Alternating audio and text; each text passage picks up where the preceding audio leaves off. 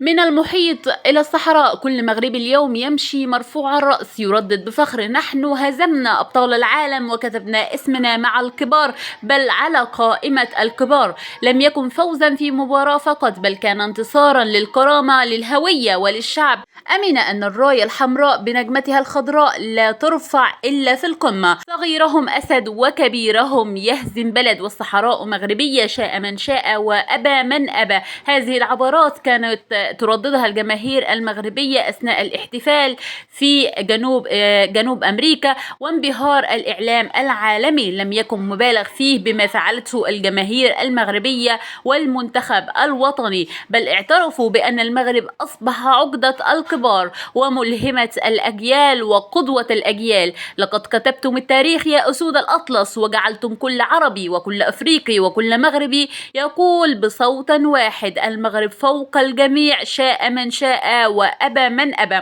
طبعا متابعينا الكرام مش عايزين ننسى أبدا الفضل الكبير هو للجماهير المغربية اللي كانت الجندي المجهول، ولكن في هذه المباراة لم تكن الجندي المجهول. الجماهير المغربية خلت العالم بأكمله يتكلم عن جمال الجماهير المغربية اللي حقيقي كانوا غزو في كل الشوارع، في كل مكان، كانوا غزو في المدرجات. بسم الله ما شاء الله، اللهم بارك.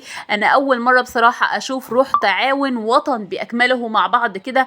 علشان كده حضراتكم عمركم ما تقدروا تهزموا منتخب بيتعاون مع بعضه، عمركم ما تقدروا تهزموا شعب متعاون مع بعضه، متعاون على الحب، على رفع الراية الحمراء بالنجمة الخضراء، على ان الصحراء مغربية، متعاون على ان اقتصادهم يكون احسن اقتصاد، منتخبهم يكون احسن منتخب، اولادهم يكونوا احسن حفظة قرآن في العالم، يكونوا ناس مثقفين. هم تعاونوا على كده. والله العظيم سبحان الله، هذه الآية اللي بتقول وتعاونوا على البر والتقوى، وهي تطبق فعلا حقيقي. هي حرفيا المنتخب المغربي والجماهير المغربية او الشعب المغربي بأكمله، يعني عشان الآية تطبق عليهم كلهم بصراحة.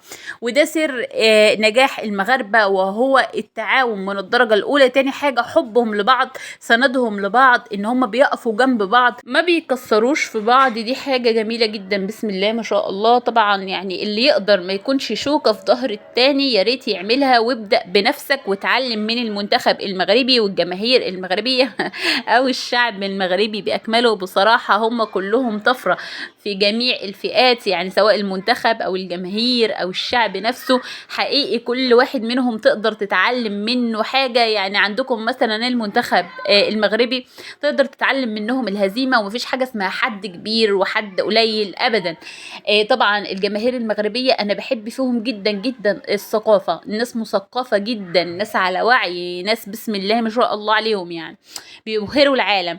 طبعا الشعب المغربي ذات نفسه أنا بحب فيه حب الوطن. أنا شفت في الشعب المغربي حب وطن لم أراه من قبل. وبالنهاية متابعينا الكرام، ألف مليون مبروك. ما تنسوش تكتبوا لي رأيكم التعليقات. إذا عجبكم الفيديو لا تنسوا الاشتراك بالقناة وتفعيل زر الجرس ليصلكم كل ما هو جديد وحصري. دمتم في أمان الله.